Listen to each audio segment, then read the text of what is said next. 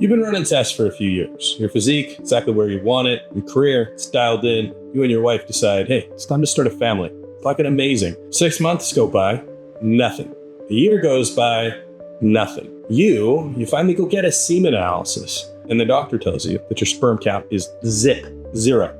So panic is going to set in. You think you've permanently ruined your chances of being a father. Just put on some muscle. But this is a conversation that happens every single day in the enhanced and TRT community. It happens because guys are just uneducated about the physiological realities of what injecting hormones can do to their reproductive system. So today, let's fix that. I'm going to explain exactly how testosterone shuts down fertility, why your high libido is actually lying to you, and the exact protocols you can use to preserve your fertility while enhanced, or recover it if you're already shut down. That way, you don't got to choose between your physique and your family. You just need to not be an idiot. Let's start with the biology. How does testosterone actually make you infertile? It comes down to the HPTA, the hypothalamic pituitary testes axis. Sounds like a lot, but we're going to just call it the HPTA. So when you're natural, your hypothalamus, it releases something called GnRH. So that signal is going to tell something called your pituitary gland to release two very important hormones, LH, which is luteinizing hormone, and FSH, follicle stimulating hormone. LH tells your testes to produce testosterone. FSH is going to tell your testes to produce sperm. So when you inject testosterone, your brain senses, hey, there's plenty of hormone here in the blood.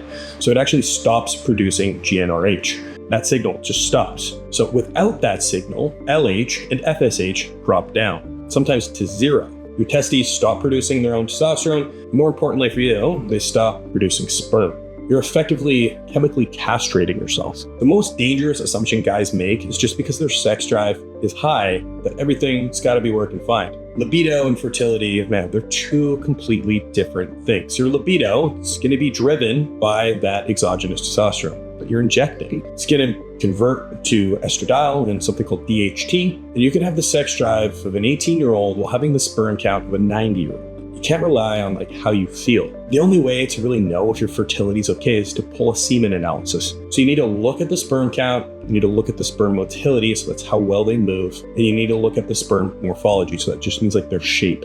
If you're on any amount of gear, you want kids in the future, you should be running preservation protocol right now, right from the start. The gold standard here is going to be HCG, human chorionic gonadotropin. HCG is essentially what LH does in the body. It binds to that receptor in the testes, keeping them online. So producing intratesticular testosterone, so test within the testes. This prevents the testicle atrophy that comes with being shut down. A standard preservation dose, 250 to 500 IU of HCG injected 2 to 3 times per week.